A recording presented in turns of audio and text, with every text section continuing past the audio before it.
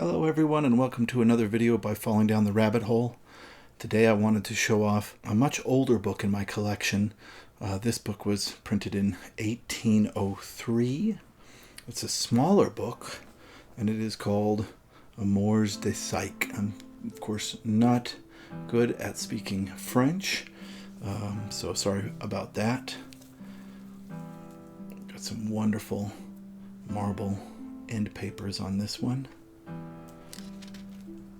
And this is a retelling of Cupid and Psyche by Fontaine. Cupid and Psyche, of course, is the world's oldest literary fairy tale.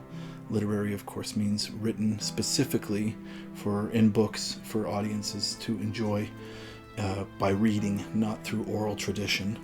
So I know that there are much older fairy tales when you consider oral tradition.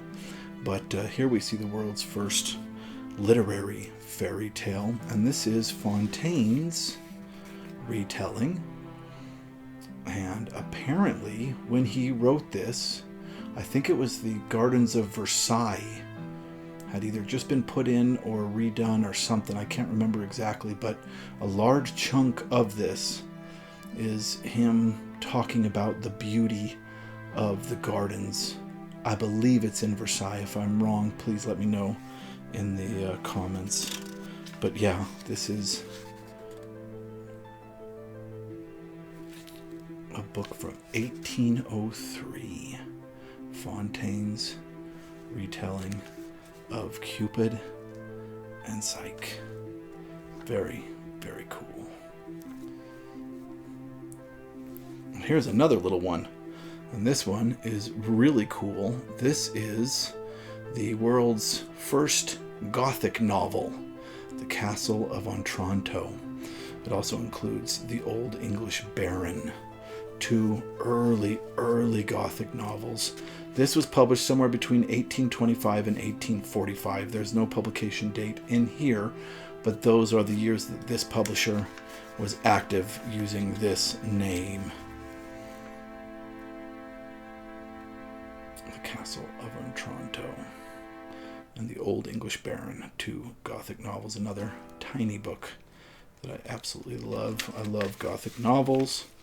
Horace Walpole did Castle of Otranto, and Clara Reeve did The Old English Baron. The English Baron came out later than Otranto. So here it talks about the biography of Walpole. These pages are hard to turn because, as you can see, they're not all cut the same. Preface to the first edition here talks about Walpole made up the story that he actually found this manuscript, that it was an old Italian manuscript. So he was trying to convince the public that this was a manuscript of antiquity because nonfiction was really in vogue at the time.